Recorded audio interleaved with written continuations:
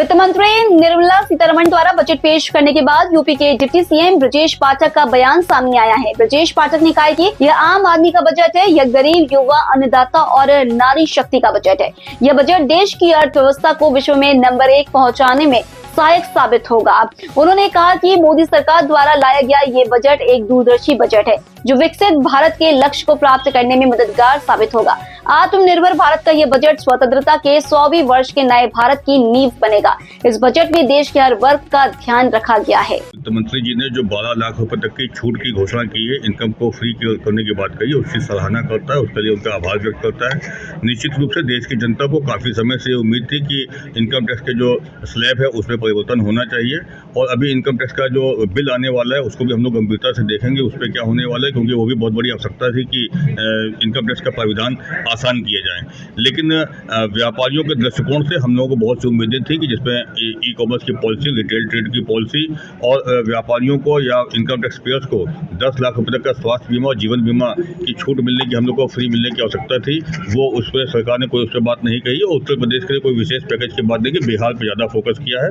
लेकिन उसके बावजूद ये बजट सराहनीय कहा जाएगा, क्योंकि एमएसएमई सेक्टर के लिए सरकार ने ध्यान दिया है, स्टार्टअप के लिए सरकार ने ध्यान दिया है, मेडिकल की तमाम चीज़ों पर ध्यान दिया है, कैंसर की दवाओं पर दूसरे विषयों पर ध्यान दिया है, किसान के जो कार्ड हैं, क्रेडिट कार्ड, उसकी लिमिट को बढ़ाया है। तो निश्चित रूप से किसान, कृषि, उद्योग और व्यापार ये देश की अर्थव्यवस्था की रीढ़ की हड्डी होते हैं। सरकार ने तीनों पर थोड़ा फोकस किया, लेकिन व्यापारियों पर कम फोकस किया है।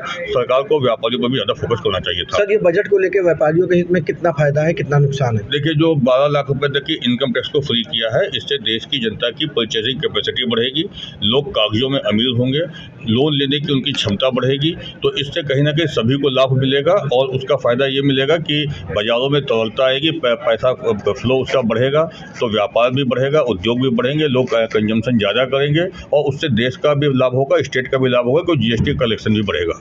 आज संसद में देश का आम बजट प्रस्तुत हुआ है।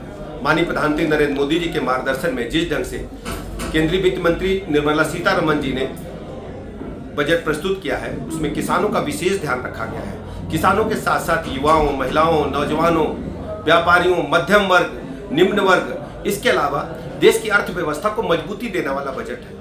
पहली बार किसानों को कई मामलों में उनके जीवन स्तर को ऊपर उठाने वाला बजट है। उनको किसान क्रेडिट कार्ड पर विशेष रियायत देने का फैसला हुआ, उसकी लिमिट भी बढ़ाई गई है।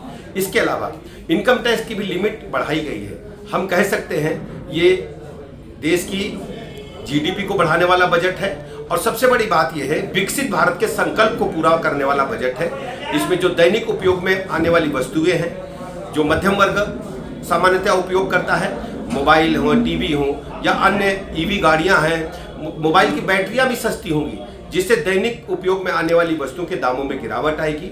किसानों का विशेष ध्यान रखा गया है, महिलाओं का विशेष ध्यान रखा गया है।